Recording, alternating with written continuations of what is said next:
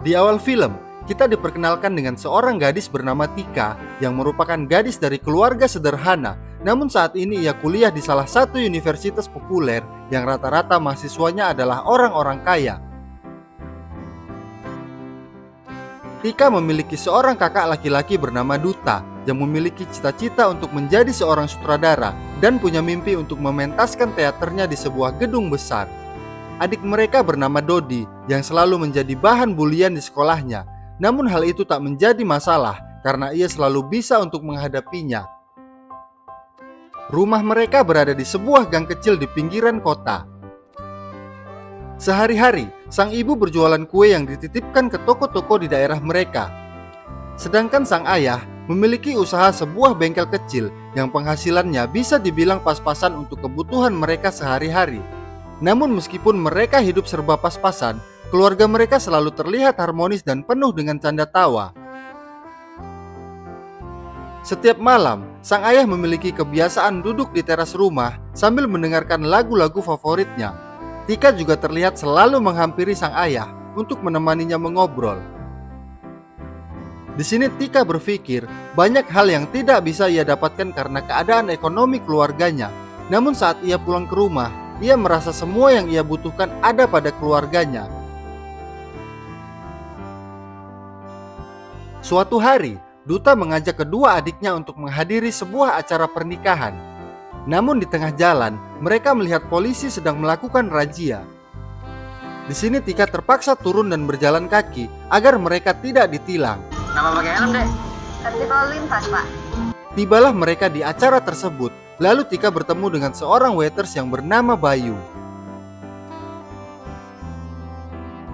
Namun saat bertemu dengan pasangan yang sedang menikah, mereka mengaku kalau tidak mengenal Duta dan adiknya. Udah, mungkin dia perlu makan. Nggak bisa gitu, Mas. Akhirnya mereka pun ketahuan karena memang mereka hanya ingin numpang makan enak di acara tersebut.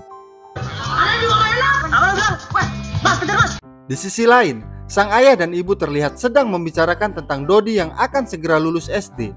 Sang ibu lalu menyarankan agar Dodi melanjutkan pendidikan ke sekolah negeri agar biaya sekolahnya lebih murah. Namun sang ayah ternyata punya prinsip bahwa anak yang telah mereka lahirkan harusnya bersekolah di tempat yang terbaik demi masa depan mereka. Sang ibu yang memahami prinsip sang ayah lalu menyarankan untuk mencari pinjaman. Namun tentu sang ayah menolak karena meskipun mereka hidup pas-pasan, namun sang ayah tidak pernah berhutang sama sekali. Pendidikan terbaik.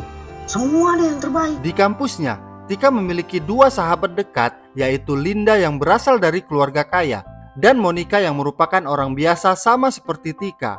Mereka merupakan mahasiswa yang pintar dan berniat untuk mengikuti Olimpiade Fisika demi mendapatkan beasiswa di kampus mereka. Lalu terdapat dua orang mahasiswi yang kaya dan populer bernama Sasa dan Risa. Namun mereka tidak menyukai Tika karena kepintarannya dan mereka merencanakan hal yang buruk padanya. Aduh, HP gue mana sih? Lo tahu kan, kalau gue ngambil HP lo, gue pasti bakal matiin. Sementara itu, Dodi yang sedang meratapi sepatunya yang rusak didatangi oleh temannya yang bernama Tobi. Tobi lalu meminta maaf karena selama ini ia sering membuli Dodi di sekolahnya. Sebagai permintaan maaf, Tobi memberikan sepatu bekasnya yang tentu diterima Dodi dengan senang hati. Kasih ya, Tom. Sama-sama. Namun saat jam pelajaran dimulai, kelas mereka didatangi seorang guru dari kelas lain bersama seorang siswa yang mengaku kehilangan sepatunya saat di musola.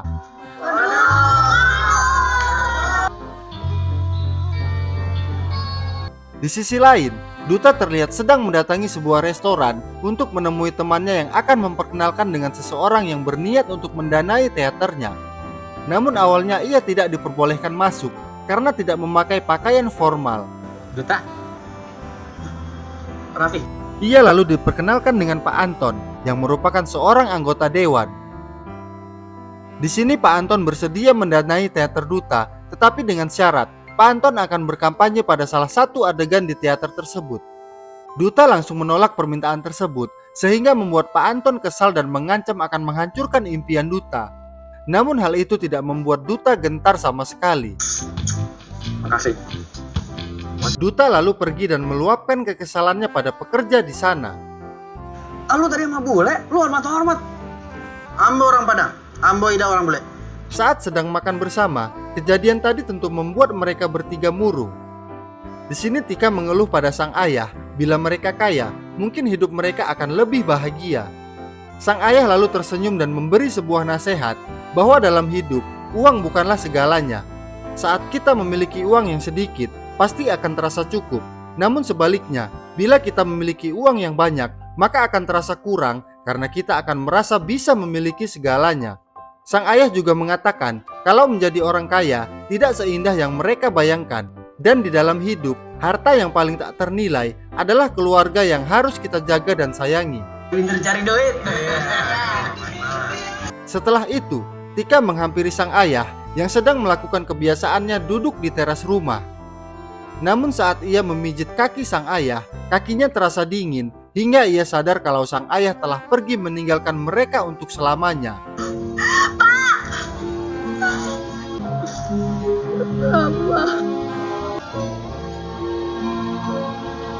Saat di pemakaman, Tika kembali bertemu dengan Bayu yang saat itu bekerja menjadi penggali kubur.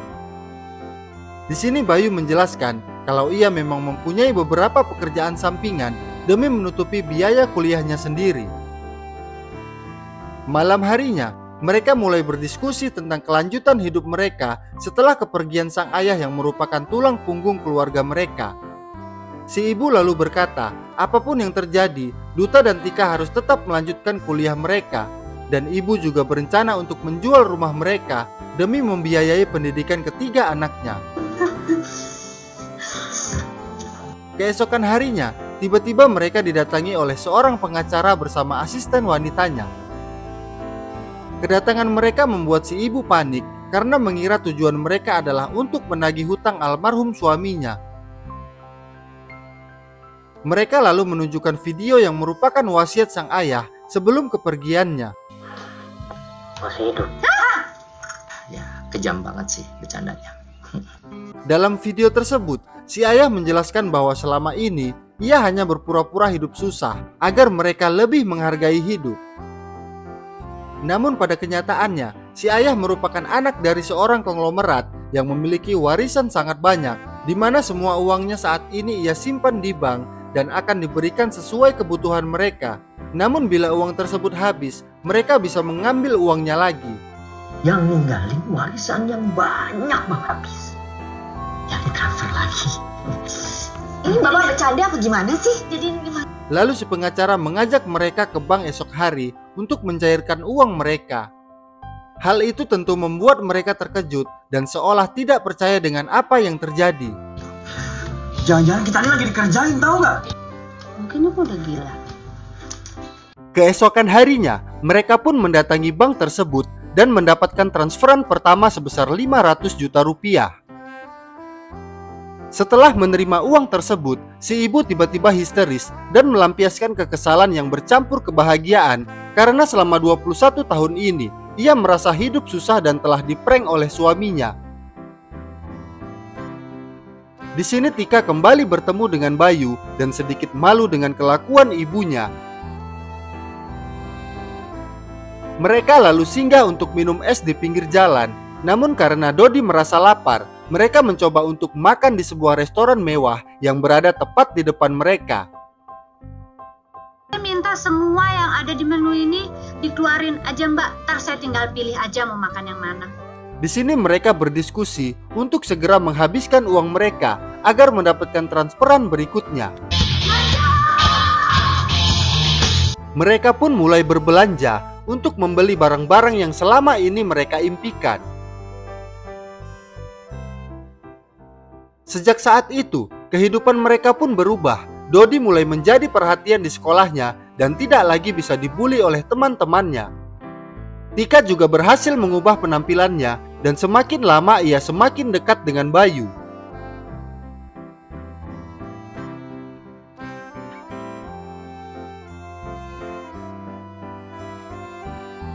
Namun saat perjalanan pulang, motor mereka tiba-tiba mogok dan berhenti di sebuah bengkel.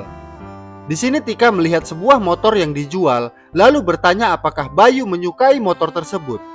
Tika pun langsung membeli motor itu setelah Bayu menjawabnya. Saat tiba di rumah, Tika memberikan motor itu sebagai hadiah untuk Bayu. Namun tanpa disangka, Bayu langsung menolaknya karena merasa diremehkan dan lebih suka dengan motor lamanya yang ia beli dengan hasil keringatnya sendiri. Bayu yang terlihat kesal lalu pergi meninggalkan Tika. Sementara itu, si ibu ternyata telah menghabiskan semua uangnya setelah membeli perhiasan yang sangat banyak. Mengetahui hal itu, si pengacara kembali datang dan menunjukkan video kedua dari sang ayah. Di sini sang ayah mengatakan kalau mereka akan mendapatkan uang sebesar 30 kali lipat dari transferan awal mereka, yaitu sebesar 15 miliar. Dan apabila uang mereka habis, mereka akan kembali mendapatkan transferan berikutnya. Saat perjalanan pulang, si pengacara mengatakan jika sisa tabungan si ayah tidak dihabiskan dalam jangka waktu 10 tahun, maka uang tersebut akan disumbangkan untuk orang-orang yang membutuhkan. Mendengar itu, mereka lalu membeli sebuah rumah mewah seharga 8 miliar. Kita buka di angka 8 miliar, Pak. Oke, saya. Mereka lalu pergi ke sebuah toko perabotan mahal untuk mengisi rumah tersebut. Namun melihat penampilan mereka, seorang penjaga toko melarang mereka mencoba perabotan di sana. Maaf, Mbak. Itu nggak boleh difoto. Kenapa? Mendengar itu, si ibu tak tinggal diam dan mengatakan, Semua yang anak saya foto, pegang, cium, saya bayar. Sempat kepegang sama anak saya? si ibu juga mengajak seorang security di sana untuk bekerja dengannya dan bersedia membayar 2 kali lipat dari gajinya saat ini. Gaji kamu 2 kali lumayan. Mau kerja sama saya? Keesokan harinya, Tika menemui Bayu di kafe tempat ia bekerja untuk meminta maaf atas kejadian tempo hari. Sementara Duta akhirnya bisa membayar uang muka untuk mementaskan teaternya di gedung impiannya. Bahkan ia menyewa aktor-aktor dengan bayaran mahal yang sebenarnya hal itu tak perlu dilakukannya. Setelah kembali menghabiskan semua uang sebelumnya, mereka kembali mendapatkan transferan dana sebesar 15 miliar. Mereka pun membeli 3 buah mobil sekaligus. Saya beli 3. Namun ternyata tak ada satupun dari mereka yang bisa mengendarainya.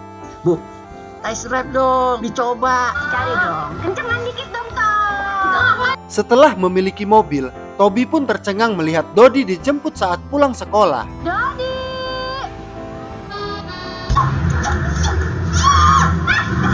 Lalu di perjalanan pulang, si ibu mulai viral karena sering membagi-bagikan uang kepada para pengamen jalanan. Sementara Sasa dan Risa mulai mendekati Tika, lalu mengajaknya bergabung di geng mereka. Hal itu membuat Monica sedikit kesal karena Tika tak lagi fokus dengan olimpiade yang akan mereka ikuti, di mana tujuan awalnya adalah untuk mendapatkan beasiswa. Sementara Tika yang sudah menjadi orang kaya tentu tak lagi membutuhkan beasiswa tersebut. Kini mereka semua sibuk dengan urusan mereka masing-masing. Sementara Dodi mulai merasa kesepian karena keluarganya tak pernah lagi berkumpul. Bahkan untuk mengobrol pun sudah jarang. Malam harinya, Tika mengajak Bayu untuk datang ke sebuah party yang diadakan oleh Sasa dan Risa. Sejak saat itu, Tika terlihat lebih dekat dengan Sasa dan Risa yang membuatnya tidak fokus dengan olimpiade yang akan ia ikuti. Sementara si ibu yang terkenal dermawan berencana untuk mengundang para warga kurang mampu dan membagikan sumbangan untuk mereka semua. Para kru yang disewa oleh Duta juga mulai menanyakan sisa pembayaran mereka. Hingga saat uang mereka kembali habis, si pengacara kembali datang dan menunjukkan video selanjutnya dari sang ayah. Namun tanpa diduga, sang ayah mengatakan bahwa telah memberikan semua tabungannya untuk mereka yang berjumlah sekitar 30 miliar. Hal itu tentu membuat Duta panik karena ia masih membutuhkan dana sekitar 7 miliar untuk membiayai pementasan teaternya. Sementara si ibu sudah terlanjur mengadakan acara sumbangan yang jumlahnya cukup besar. Tika juga mengatakan kalau ia masih menyimpan uang, namun jumlahnya tidak banyak. Keesokan harinya, Tika mendapat kabar dari Linda kalau Monica telah berhenti kuliah karena Tika yang tidak fokus untuk mengikuti Olimpiade, sementara Monica sangat mengharapkan menang dari Olimpiade tersebut demi mendapatkan beasiswa. Sementara Duta yang tiba di gedung teater mendapati para kru yang tidak mau latihan karena meminta bayaran terlebih dulu, sementara Duta telah kehabisan uang. Akhirnya Duta kembali menelpon temannya untuk meminta bantuan kepada Pak Anton sang anggota dewan. Malam harinya, Dodi yang merasa kesepian mengajak para pembantu untuk menemaninya makan malam. Lalu Tika yang sedang berpesta dipaksa oleh Sasa dan Risa untuk menelan pil ekstasi. Untungnya Tika berpura-pura menelannya lalu membuangnya di toilet. Saat di dalam toilet, ia mulai mendengar orang-orang mulai membicarakan hal buruk tentangnya. Tika lalu pulang dalam keadaan menangis, lalu menelpon Monica, kemudian meyakinkannya untuk kembali kuliah dan berjanji akan lebih serius berlatih sebelum Olimpiade tersebut. Tibalah hari Olimpiade dimulai. Di sini Tika mengajak Bayu, juga Sasa dan Risa untuk memberikan dukungan. Namun tiba-tiba polisi datang untuk menangkap target mereka yang merupakan pengedar narkoba, yaitu Sasa dan Risa. Tika dan teman-temannya juga dibawa untuk melakukan tes urin. Untungnya saat itu, Tika tidak menelan pil ekstasi tersebut, hingga ia dinyatakan negatif dan dibebaskan. Di sisi lain, Duta sukses mementaskan teaternya. Namun di akhir acara, muncul Pak Anton untuk berkampanye sesuai perjanjian mereka. Emang susah. Mau saya polisikan? Hal itu membuat penonton rusuh dan mengacaukan teater tersebut. Sementara acara sumbangan yang digelar oleh si ibu menjadi rusuh karena banyaknya warga yang datang dan berebutan, hingga menimbulkan korban seorang anak kecil. Si ibu yang panik lalu segera membawa anak tersebut ke rumah sakit. Tak lama kemudian, si pengacara datang dengan membawa orang yang merupakan adik kandung dari sang ayah, sekaligus mengklaim sebagian dari warisan sang ayah adalah miliknya. Meskipun mereka bingung karena tak pernah mengetahui kalau si ayah memiliki adik, namun mereka harus memberikan semua sisa aset mereka yang totalnya setara dengan jatah warisan untuk adik si ayah, hingga mereka memutuskan untuk kembali ke rumah asal mereka. Percuma sekarang kita tinggal di rumah yang gede, tapi kosong. Ternyata aku kenal ya semua. Malam kita makan rame-rame. Kita akan makan sama-sama lagi seperti ada bapak. Setelah kembali ke rumah lamanya, mereka akhirnya menyadari tentang nasihat sang ayah sebelum kepergiannya, bahwa harta tak selamanya mendatangkan kebahagiaan. Di sini Bayu juga terlihat semakin dekat dengan Tika dan keluarganya. Namun ternyata si ibu masih menyimpan satu perhiasan yang cukup untuk membiayai sekolah mereka, juga untuk biaya pernikahan Tika dan Bayu. Tak lama kemudian, si pengacara kembali datang untuk menunjukkan video terakhir dari si ayah. Dalam video tersebut, sang ayah ternyata memberi kejutan bahwa orang yang mengaku sebagai adiknya sebenarnya adalah temannya semasa kecil. Si ayah juga mengatakan bahwa sebenarnya uang warisannya masih sangat banyak, dan hal itu ia lakukan agar mereka tetap hidup sederhana dan lebih mementingkan kebersamaan keluarga. Setelah melihat video dari sang ayah, mereka pun mengerti dan kembali menjadi orang kaya. Pakaian Duta. Dari film ini kita belajar untuk lebih bersyukur dengan apa yang kita miliki. Kaya ataupun miskin tidak menjamin kita menjadi orang yang bahagia, tetapi berbahagialah untuk orang yang masih memiliki keluarga yang utuh. Sayangilah mereka selama masih ada, karena jika sudah tiada, kita tak akan lagi bisa merasakan hangatnya kebersamaan. Akhir kata saya mengucapkan selamat Hari Raya Idul Fitri, minal aidin wal faizin. Mohon maaf bila selama ini ada kesalahan dan kekurangan dalam penyampaian kata di dalam video saya. Dan salam bahagia buat kita semua.